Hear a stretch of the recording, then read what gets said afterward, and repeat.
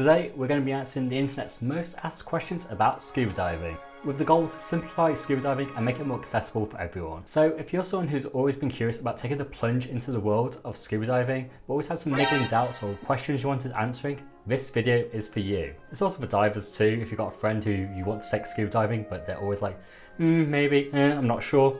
This is the kind of video you can send to them to help convince them to give it a go. So with that audience in mind though, this is going to be a very simplified answers to these questions to make it more accessible for people and not overcomplicate things. With that out of the way, let's jump into the first question. And that is, what is scuba diving? So scuba diving is an acronym which stands for self-contained underwater breathing apparatus. Essentially, it's equipment we use to help us breathe underwater for prolonged periods of time, which we couldn't naturally do on a breath hold. Question number 2, which is probably one of the most asked questions, is scuba diving dangerous / is it safe? And the simple answer is yes it is, but there are obvious risks involved and there are ways we mitigate them. So I'm going to combat this question in 3 different ways. Firstly, using myself as a case study. It's all about me. Secondly, with a comparison. You take the red pill. And thirdly, using stats and numbers for people who like that sort of thing. We want the numbers, Mason. That's all we've ever wanted. To help me give you some more reassurance. So, if you don't know, hi, my name's Tom, I'm a scuba diving professional, I've got hundreds of log dives all around the world, so it's fair to say I've done quite a bit of it. And I'm clearly pretty keen on scuba diving, the fact I've got a whole channel dedicated to scuba diving. But if the reality of scuba diving was that I was risking my life every time I went scuba diving, I probably wouldn't like it so much and probably wouldn't have done it so much. So the reality is it's pretty safe because I don't roll the dice every single time I go down that I might not come back up, as I don't think I'd be such a big fan of scuba diving if that was the case. And point number 2 is the comparison part. So I'm just going to put it out there, scuba diving, it is pretty weird. We are doing something very unnatural. We are land-based creatures, so the idea of going into water, but not just that, we're going under the water and for prolonged periods of time, it is weird and not a natural thing we're doing right now. But it's not the only thing in life what we do which is pushing our limitations beyond what we're meant to be doing as people. A good example is driving cars. They allow us to go to speeds way beyond our natural limit, and they definitely come with a lot of risks. Yet we do it all the time. There's plenty of people who drive every single day of their lives right now, and they don't think much about it. They don't think, oh my god, am I going to die every time they get in the car? It's not the way. This is the way. But why is that? Well, it's because they took lessons to learn how to drive first. They had to do tests and exams on it. They had to get someone to make sure that they are qualified to be safe to drive that vehicle and then get issued them a license afterwards. Same goes for scuba diving. There's theory, you learn about it, you take an exam for it, you have pool sessions where you learn skills, there's open water dives you do under supervision of a professional, which are going to help make sure you are safe to go diving, and at the end of it you do get issued a license as well. The only difference is scuba diving is way more compact. It's way faster to get a scuba diving license than it is to learn how to drive a car, which is pretty great. And for the stats side of things, according to the Divers Alert Network, abbreviated to DAN, the probability of experiencing a fatal diving accident is 1 to 2 deaths per 100,000 dives, which is pretty low. And for anyone thinking that sounds quite a lot, it is actually really comparable to other sports. Things like running, playing football or soccer and basketball all have about 1 death per 100,000 people, so it's very comparable to those kind of activities. And if you want to go back to the car example, I got figures from back in 2020, there's approximately 117 deaths from vehicle accidents per 100,000 people. So if you put it into that context, scuba diving sounds pretty safe, but realistically it's more of a testament to how good the training actually is when done properly in scuba diving, which actually allows us to mitigate lots of the inherent risks when going into the water. Next question is, how do I become a scuba diver? Well, it'll all start with the open water course. This is the basic level of training you get to become a scuba diver. It consists of a theory section where you then take a theory exam, 2 pool sessions and 4 open water dives, all under the supervision of a scuba diving professional. On top of that, there also is a 200-meter swim, which is a requirement. So yes, you do need to know how to swim to be a scuba diver, but you don't need to be a strong swimmer. There's actually no time limit for this swim. Just keep swimming, just keep swimming, just keep swimming, swimming, swimming. And there's also an option to do a 300-meter swim instead, with the added aid of having a mask, a snorkel and fins. So if you prefer to do it that way, you can do. There's also a 10-minute float. This can also be treading in water and doing any other movements to help you stay afloat. As long as you're afloat for 10 minutes, you are absolutely fine and will also pass this certification. Once all those requirements are done, you will get your license, and that is for life. However, it is recommended that if you haven't dived for 1 year, to do a refresher course with an instructor. So how long does it take to get a certification? The certification can be done in 3 days, but also if you want to spread it out over a longer period of time, that's completely fine, whatever fits your schedule better.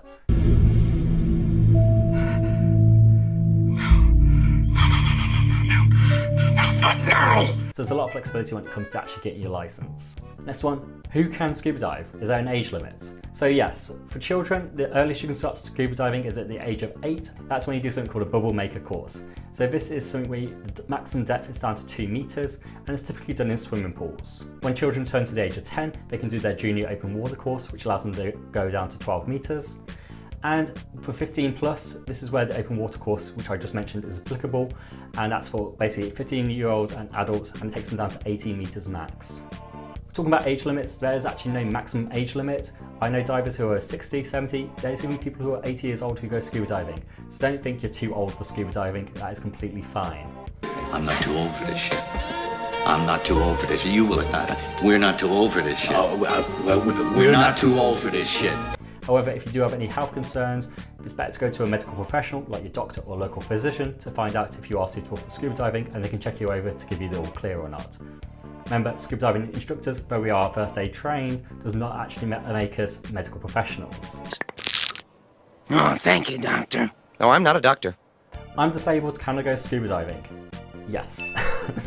This is one of those things where some people think, oh, because of a certain issue, I can't scuba dive. But actually, scuba diving is very accessible for a lot of people. There are people who are amputees, paraplegia, and other challenges who are still successful scuba divers. So don't let this stop you just because you have some niggling doubts.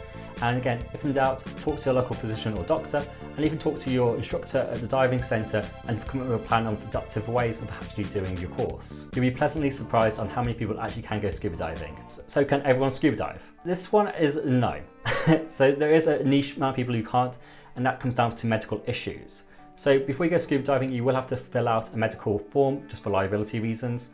Again, I would always say though, just to make sure you are okay to go scuba diving, it's always worth going to a local doctor or physician before you want to go diving and get them to give you the all clear.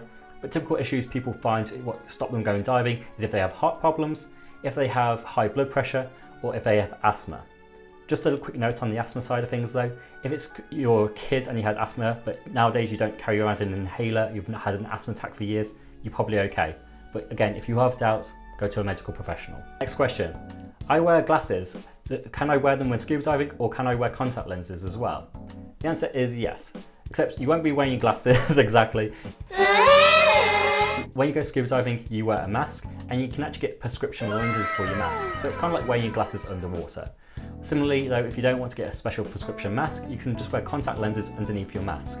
Just to warn you though, if your mask does get any water in there and flood, you're going to want to close your eyes so the contacts don't wash out your eyes. Next question, which is probably one I'm sure some people are concerned about. What happens if I run out of air? Okay, let's just go over this. This is a very, very rare and very unlikely situation to happen. It's one of those things which we have lots of things in place to avoid this happening. And it really comes down to not planning your dive properly, because when dives are planned properly, you won't have to worry about this. This is because we dive using a thing called the rule of thirds. So to put it simply, when you start your dive, you'll descend and then you go off on your venture underwater. Once you've used a third of your air up, you'll then turn the dive around and go back to where you came from and then do your ascent back to the surface using the next third of your air. That leaves then 1/3 of your air remaining, so that you always have this reserve there in case anything happens or you get delayed in any way, shape or form. And that way you always have this kind of contingency that you never get completely down to zero in your tank. Another way we also mitigate the risk of this is that when we get to half a tank, we also shallow up on the dive. So let's say I was diving at 18 meters. Once I get to half my tank capacity, I'll then move up to 10 meters and then continue to dive from that depth. The reason why it's important to shallow up, by the way, is that we're closer to the surface, so it makes exits easier, but also because we're at a shallower depth, we also consume our air at a slower rate due to the pressure being less. Another way we avoid running out of air completely is that we periodically check our air throughout the dive. Every 5 to 10 minutes we should be looking at our air gauge and making sure how much air we have and plan our dive accordingly, so we always know roughly where we sit on the dive for it. We also communicate this with other divers so they can also help us out and we can go along with that. Just keep in mind, by the way, if you are diving with a group, you plan the dive according to the diver who has the heaviest breathing capacity. So if, say everyone else in the group has 160, but one person has 100, you plan the dive accordingly from that person's got 100, not the people who have the most. That way then you always make sure everyone has extra. So if you have more than a third when you end the dive, that's completely fine. Goal for conservative divers is to end the dive with at least a third. It's not the bare minimum, you can have more and still be fine. Now, if you do have an out of air scenario, say the equipment broke for some reason underwater, it's not a problem too because we can share air.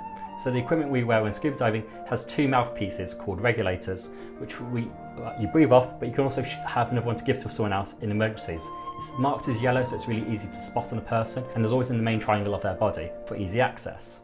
So if you did run out of air, you can just come up to me and I can give you some of my air and we can share it together, so you don't have to worry about that in that sense too. This is why we always dive with other people, so that if anyone does run out of air, we can always help look after them. And if we do start sharing air, that's when we will end the dive as well. We don't try and continue a dive while sharing air. That's not safe and it's quite reckless. So we start our ascent and look to end the dive then, and then we can get you back to the boat safely. I thought you were dead. My death was greatly exaggerated. And for anyone curious about, oh, what if I can't get to my buddy? What if I can't get to the other divers and I'm on my own in the water? There actually is training in the open water course on how to deal with that scenario as well, so don't worry about that one either. Next question is, how long can I stay underwater for? This does vary, but the average dive is typically between 45 minutes to 1 hour long. Now there are different factors to consider on how long the dive actually is. So the first one is depth. The deeper the dive, typically the shorter the dive is. That's again just down to there being more pressure, so we actually consume our air faster at depth. So the dive is typically shorter for that reason. Another one is experience. More experienced divers breathe their air slower, thus making them have longer dives. This just comes down to having better techniques, so they have less drag in the water, slower breathing, better buoyancy control, etc, etc. I'm not just like the rest of you. I'm stronger, I'm smarter, I'm better. I am better! Your fitness is also a factor on how long your dives are. Again, if you're healthier, you have more efficient lungs and you breathe better, so you could have better air consumption, thus having longer dives. The diving conditions can also be a factor too. If the diving conditions are a lot more rough, you're having to kick into current a bit more and it's more tiresome, you're obviously going to expend more energy, breathe harder, and have shorter dives for that reason. My first girlfriend turned into the moon. That's rough, buddy. And finally, a factor is comfort. Sometimes during a dive you might feel a little bit cold and you can just tell your buddy, hey, I'm feeling a bit cold, and you want to call the dive a bit sooner. That's completely fine. There's nothing wrong with having a shorter dive just because you're not feeling comfortable. So all these things can change the factor of the dive, but that 45 minutes to 1 hour thing isn't a strict one. You can have longer dives than that, but you can also have shorter dives than that. That's completely fine. And again, it comes down to you and your buddy team on what you decide to do for your dive. Next question is, what equipment do I need to go scuba diving? That's the neat thing. You don't. Well, the quick answer is you don't. So on your open water course to get your scuba diving license, you'll actually be provided with equipment. So you do not need to get your own to start diving. Also, if you continue to go diving at diving centres, there's always an option to get rental equipment, and in some places it's included in the price for going diving for the day. So typically you don't ever have to get your own equipment. There are cases though when you might want to get your own equipment because some people find it more comfortable, you get things to fit you perfectly by getting your own gear, or it might give you better performance in the water, and that's completely fine. If you are curious about that, by the way, I have done a whole video giving a whole scuba diving equipment tier list on which equipment I recommend to get as a new diver and what orders you should be buying your equipment in. So check that out if you want to learn more about this. The next question is scuba diving a good exercise? And yes, so on an average dive for an average person for about an hour, you can look to burn 400 to 600 calories, which isn't really half bad for quite a lazy sport. I will just say though that scuba diving's main purpose is not for exercise or to get in shape. It's just like an added byproduct of what makes diving one of the nice things to do. Which does lead me on really nicely to the final question, which is, what are the benefits to scuba diving? So the first one that jumps to mind is a new skill. If you're looking for something new, something very different to what you normally do in your everyday life, scuba diving is going to be that, and it can be a nice challenge for some people as well to learn this new skill. The next reason is it's to see another part of the world. Obviously going into water is very different to being on land, so it's really very interesting. And if you're someone who loves Blue Planet and nature documentaries, it's a really great way of seeing marine life up close and personal. Also for people who are adventurous side, scuba diving is great for them, so going to wrecks, penetrating those wrecks and actually exploring things like cavern diving, cave diving, lots of different things, even quarry diving. So if you have an adventure side, scuba diving can satisfy that as well. Others actually also like scuba diving because it's very relaxing. So the ideal way to scuba dive is by having slow breathing, which is very similar to that used in yoga. So it's very cathartic. Similarly, if you dive in the ocean where there's lots of marine life and fish, it's almost like looking at an aquarium. There is a reason why in patient waiting rooms they put aquariums there to relax people before they have an operation. Same goes, you get to do this now with scuba diving, which is fantastic. And the final one, which is often overlooked, is it's a really good way of making new friends and meeting people. Often divers are very cool people. I've met so many like-minded and awesome people from scuba diving. So definitely don't discount the idea that you will meet some awesome people and maybe friends for life from your scuba dives. What? Did we just become best friends? Yup! So, okay, so that hopefully has answered all the questions you might have about scuba diving. But if there's anything I missed or anything you want to know which I didn't go over in this video, please leave a comment down below and I'll get back to you as soon as I see it. And for any fellow divers watching this video, if you feel I missed anything, please put a comment down below addressing that to give people more value and helping out these people who are curious about scuba diving. By the way, if you did find this video helpful and enjoy it, please give it a like. It helps me out a ton, but also help people curious about scuba diving find this video too. And if you want to see more from myself and other videos about scuba diving, feel free to hit that subscribe button. I've been Narked Tom, guys. I hope you have awesome dives, or you're about to have awesome dives, and I'll see you in the next video. Bye bye.